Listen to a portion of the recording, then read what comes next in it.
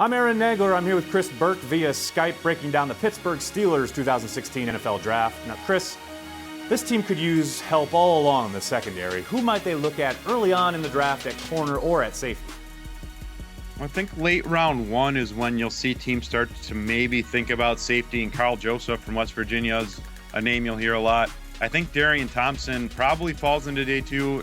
For my money, he could be in the day one discussion. He was that good of a playmaker at Boise State. Maybe he's a guy they look at later. Cornerback, there could be quite a few names there. I mean, I think William Jackson possibly could be there. Mackenzie Alexander could slide that far. And Eli Apple from Ohio State's probably the fourth round one cornerback, if we're calling Jalen Ramsey a safety. And certainly a guy with his size and the way he plays physically can help that Steelers secondary.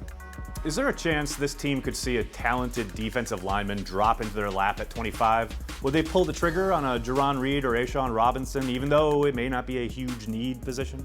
Yeah, I mean, I think they could. I think it is a need for them. I think they need some more help up the middle and someone to help take some of the focus off Cam Hayward and Stephen Tuitt at the end spots, the tackle spots. I mean, they need another guy who can make some plays inside and can help them on all three downs. And A'Shawn Robinson, Jerron Reed, I think we talk about them as not necessarily being great pass rushers, but I think either of them certainly can help on first and second downs, and at least Robinson can develop into that pass rusher, I think, given some time. Speaking of the pass rush, with James Harrison's return unsure and Jarvis Jones being somewhat inconsistent thus far in his NFL career, who could the Steelers look at on days 2 or 3 to pump some life into this pass rush?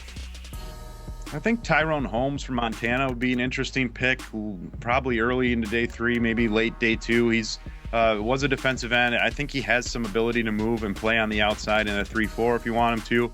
And a couple more names, 2 undersized guys, Eric Stryker from Oklahoma and Daddy Nicholas from Virginia Tech.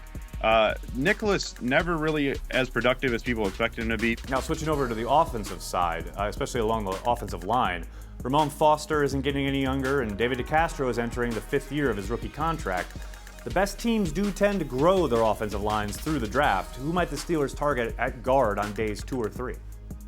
Well, I think if Connor McGovern from Missouri is there for them on day 2, that's someone that should be at the top of their board. He can play multiple positions. He's got that mentality inside that the Steelers seem to like. And sticking on the offensive side, Landry Jones' time under center was less than inspiring when he was thrust into the starting job last year. With Big Ben seemingly sure to miss a game or 2 every year, does Kevin Colbert look at a quarterback in this draft?